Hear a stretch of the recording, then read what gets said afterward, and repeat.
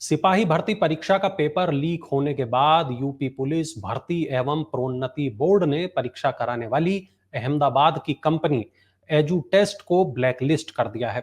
अब इस कंपनी को यूपी में किसी भी विभाग में भर्ती परीक्षा कराने का काम नहीं दिया जाएगा। साथ ही उसके खिलाफ कानूनी शिकंजा भी कसने की तैयारी है। इस कंपनी के संचालक विनीत आर्य को एसटीएफ 4 बार नोटिस देकर बयान दर्ज कराने के लिए तलब कर चुकी है। उत्कर्ष, ये जो पूरा मामला है, ये क्या है और ये जो पेपर लीक जैसे मामले हैं, वो क्यों नहीं रुक पा रहे? सबसे पहले मैं मामला जानना चाहूंगा, ये मामला क्या है? देखिए, ये मामला ये है कि यूपी पुलिस की ओर से सिपाही भर्ती का पेपर हुआ था। हमको भी पता है वो पेपर लीक हो गया था। पेपर लीक होने के बाद जब जांच की गई कि आखिरकार पेपर लीक कहाँ से हुआ है, तो जो पूरा का पूरा शक था वो 2-3 केंद्रों पर आकर रुक गया था। एक वो कंपनी जो कि इस पूरी परीक्षा को करवा रही है, जिसमें आपने एजुटेस्ट का नाम लिया, कि ये कंपनी जिसका काम था कि वो इस पेपर को करवाए। दूसरा जो शक था वो था ट्रांसपोर्ट कंपनी का, जिनका काम था कि पेपर को ट्रांसपोर्ट कराना है, लेकिन वहां पर भी जांच की गई। और तीसरा था कि क्या किसी सेंटर से या किसी तरीके के इंटरनल मिलीभगत से कि जब पेपर तैयार होते हैं उसी लेयर पे, उस दौरान तो ये नहीं हुआ। जब ये पूरी जांच की गई तो ये माना गया कि ये जो कंपनी है जिसकी जिम्मेदारी थी इस पेपर को कराना, वो भी इस पूरे मामले में कहीं ना कहीं दोषी है, वही इस मामले में कहीं ना कहीं गुनहगार है। अब ये मामला क्या था, क्यों ये विधिक कार्रवाई हुई है, इस पर आ जाते हैं। तो एसटीएफ ने पूरी की पूरी उनकी एसटीएफ की कार्रवाई, या एसटीएफ ने इस पूरे मामले की जांच क्योंकि एसटीएफ कर रही थी, उनकी जो खोज है, उनकी जो फाइंडिंग्स है, उसके बाद ये कार्रवाई हुई है और उत्तर प्रदेश सरकार ने फैसला किया है। तो एसटीएफ से जुड़े सूत्र ये बता रहे हैं कि जैसे ही पेपर लीक हुई थी, पेपर लीक की घटना सामने आई थी और पेपर लीक को लेकर उत्तर प्रदेश में हमने देखा था कि जोर शोर से प्रदर्शन हुए थे। उसके बाद इस कंपनी एजुटेस्ट का जो संचालक था विनीत आर्या, वो अमेरिका चला गया था और उसके बाद से वो लौटा नहीं। अगर वो कंपनी ने कुछ गड़बड़ नहीं की थी, और तब तो बहुत ओपन थी ये जांच, तब तो ये था कि ढूंढा जा रहा था कि आखिरकार गड़बड़ हुई कहाँ से है। जैसे ही पेपर लीक की बात आती है, संचालक गायब हो जाता है, संचालक के अमेरिका जाने की जानकारी होती है। एसटीएफ ये कहती है कि आप आकर अपना बयान दर्ज कराइए ताकि हम जान सके कि भाई कहाँ लीक, कहाँ से हुई, गलती कहाँ से हुई। हर संबंधित से बात करनी थी, उनके बयान दर्ज कराने थे। यहाँ कभी बयान दर्ज नहीं हुआ और एसटीएफ इसी आधार पर अब कानूनी कार्रवाई की बात कर रही है, क्योंकि फिर वो आप उनको उस कैटेगरी में ला सकते हैं कि देखिए, या तो भगोड़ा घोषित करिए या फिर आप ये कहिए कि जांच से भाग रहे हैं, और उनके पास फिर प्राइमा फेसी जो एविडेंस सब एसटीएफ को मिल भी गए हैं, जिसके आधार पर ये फाइनल किया गया कि 2-3 लेयर में जो जांच चल रही थी, 2-3 दिशाओं में जांच चल रही थी, उसमें कंपनी ही जिम्मेदार है। अब इसमें हुआ यह है कि एसटीएफ को पेपर लीक के मामले में कंपनी की लापरवाही के प्रमाण मिले हैं, और उन प्रमाणों पर भी विनीत आर्य से, यानी कि संचालक से, एसटीएफ पूछताछ करना चाह रही थी, चूंकि पूछताछ हो ही नहीं पाई। अब इस पूरे मामले में एक मास्टरमाइंड, जिनका नाम शुरू से सामने आया था, सुभाष प्रकाश, उसकी भी जांच तेज हो गई है। कंपनी को, एसटीएफ को लग रहा था कि कंपनी से जब बातचीत होगी शायद कुछ क्लू और मिलेंगे, लेकिन वो मिल नहीं पाए हैं। तब एसटीएफ इस पूरे मामले में, पेपर लीक के मामले में, जो एक प्रयागराज के निवासी राजीव नयन मिश्रा, उनके बयान के आधार पर सुभाष मिश्रा की जांच कर रही है। और कई और एक पूरा का पूरा गिरोह है जिसके बारे में पता चला, जिसमें सुभाष प्रकाश, राजीव नयन, रवि अत्री, एक संगठित गिरोह है जो कि उत्तर प्रदेश के अलग अलग पेपरों में पेपर को लीक कराने के काम करते हैं। और ऐसे में वो उन कंपनियों के बारे में दरअसल पता करते हैं कि उन कंपनियों को, कौन सी कंपनियां जो कि उत्तर प्रदेश में पेपर का काम कर रही हैं। पूरी की पूरी जो परीक्षाएं हैं, दरअसल एक गड़बड़ इसमें जो निकल कर आ रही है, जो छात्रों का विरोध है, वरुण, उसमें एक एंगल में थोड़ा सा और ले लूं, वो इस बात का भी है कि सरकार सीधी परीक्षाओं को कराने की बजाय से आउटसोर्स क्यों करती है। अब जैसे इस कंपनी के हवाले में दिया, कंपनी से गड़बड़ हुई, कंपनी के लोग मिले और उस गैंग से मिल गए जो कि संगठित तौर पर उत्तर प्रदेश में पेपर लीक का काम करता है।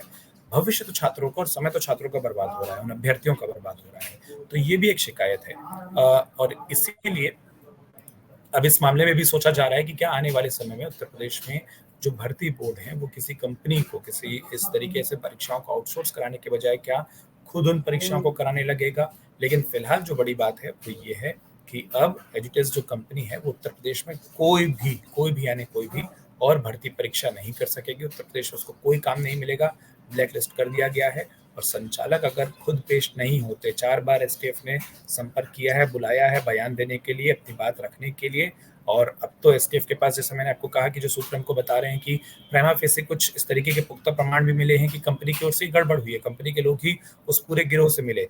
तो अगर संचालक सामने नहीं आता है तो कंपनी पर और संचालक पर, दो लोगों पर अलग अलग तरीके की, कंपनियों पर मिली भगत के आधार पर, लापरवाही के आधार पर, संचालक पर लगातार इस पूरी जांच से भागने के आधार पर 2 अलग मामलों पर कार्रवाई बहुत जल्दी हमको देखने को मिल सकती है।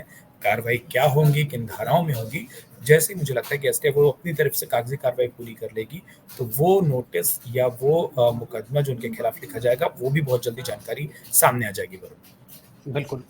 उत्कर्ष, मैं आपको एक बात बताऊं कि मैं पश्चिमी उत्तर प्रदेश के बुलंदशहर से हूं और हमारे यहाँ, बल्कि पूरे पश्चिमी उत्तर प्रदेश में, तमाम जो युवा हैं वो आपको सड़कों पर सुबह के वक्त, शाम के वक्त दौड़ लगाते दिखाई देंगे। वो चाहते हैं कि सेना में वो सिपाही भर्ती हो जाएं, वो चाहते हैं कि पुलिस में वो सिपाही भर्ती हो जाएं। तमाम जो युवा हैं वो दिन और शाम में, सुबह में लगातार मेहनत करते हैं, बहुत लंबी-लंबी दौड़ लगाते हैं, तमाम और चीज़ें भी करते हैं, पढ़ाई-लिखाई भी करते हैं और जब इस तरीके के पेपर लीक होते हैं तो कहीं न कहीं उन युवाओं का भरोसा सरकार के ऊपर से टूटता है। उत्कर्ष, क्या लगता है कि क्या करे सरकार जो ये पेपर लीक रुक जाए? देखिए, सबसे पहले तो पेपर लीक को ही रोक दें। मतलब इससे छोटा कोई जवाब नहीं हो सकता। और आप जो कह रहे हैं वरुण, पिछले कुछ दिनों में मैं भी उत्तर प्रदेश के एक लंबे दौरे पर था उस चुनाव को कवर करने के लिए, और पेपर लीक होना, RO, ARO, UP police, 3-3 paper लगातार लीक होना, और अब हम देख रहे हैं कि नीट और नेट में क्या हो रहा है। छात्रों से जहाँ-जहाँ हमने बात की, युवाओं से जहाँ-जहाँ हमने बात की, एक गुस्सा था। तो सबसे पहली चीज़ तो ये होनी चाहिए कि कार्रवाई-वारवाई जो गड़बड़ियाँ हो गई वहाँ तो होनी चाहिए, लेकिन लीक प्रूफ सिस्टम चाहिए। मतलब हम जहाँ भी युवाओं से बात करते थे वो ये कहते थे कि यूपीएससी के पेपरों में तो वो गड़बड़ देखने को नहीं मिलती, यूपीएससी के पेपर तो लीक नहीं होते। कई बार वो कहते थे कि टचवुड देखिए अब एक ही संस्था बची जिसके पेपर लीक नहीं होते। तो वो मॉडल जो यूपीएससी अपनाता है वो बाकी भर्ती बोर्ड, परीक्षा बोर्ड या इस तरीके के जो व्यावसायिक परीक्षा मंडल होते हैं वो क्यों नहीं कर सकते। अलग अलग राज्यों में अलग अलग नाम है, कहीं व्यापम नाम है, कहीं अलग अलग बोर्ड हैं जो कि इन भर्ती परीक्षाओं को कराते हैं, वो क्यों नहीं कर सकते। और जायज़ बात है, जब आपके पास इतना बड़ा अमला है, इतना बड़ा तामझाम मौजूद होता है, कई सारे वीवीआईपी प्रोग्राम आप करा लेते हैं, तो तब आप पूरी फोर्स लगा देते हैं। लेकिन जैसा इस मामले में देखा गया कि सिपाही भर्ती के मामले में, आप देखिए आपने पूरी की पूरी परीक्षा कंपनी को आउटसोर्स की और वहां से गड़बड़ हो गई। बाकी भी जो मामले हैं जब उनकी जांच होगी तो पता चलेगा कि गड़बड़ कहाँ से हुई। लेकिन जब आपको लीक पॉइंट मिल गया है तो उस पॉइंट को या तो सुधारने की या उस पॉइंट को रिप्लेस करने की, उस पॉइंट को ही बदलने की जरूरत है। तो ये पूरा का पूरा सरकारी अमला, सरकारी सिस्टम उस परीक्षा को अपने हाथ में ले सकता है। देखिए, लीक प्रूफ पेपर चाहिए, सबसे पहली बात लीक प्रूफ भर्तियां चाहिए, लीक प्रूफ पूरे के पूरे एग्जामिनेशन चाहिए, और उसके बाद जो दावे आपत्तियां होती हैं, क्योंकि हमने फिर देखा है कि कई बार जिन परीक्षाओं में लीक नहीं हुए उनमें भी अलग तरीके की गड़बड़ियां थी। अगर सरकार ने उनसे कुछ सीखा है, सेंटरों पर हुल में होने वाले घालमेल थे, नकल गिरोह चलते हैं, सॉल्वर गैंग चलते हैं, उसके बाद हम देखते हैं कि फेवरेटिज्म देखने को मिलता है। इस तरीके के आरोप कोर्ट में कई बार लग चुके हैं। एक वर्ग के, एक इलाके के लोगों को भर्तियां, नियुक्तियां, एक सेंटर से ही मेरिट होल्डर्स का आना, टॉपर्स का चुना जाना, ये तमाम जो चीजें हैं सरकार के पास पर्याप्त उदाहरण है, चाहे राज्य की सरकारें हो या केंद्र की सरकारें, कि उनको मालूम है किस स्टेप पर, किस जगह पर कैसी गलती होती है और छात्रों का गुस्सा कहाँ निकलता है।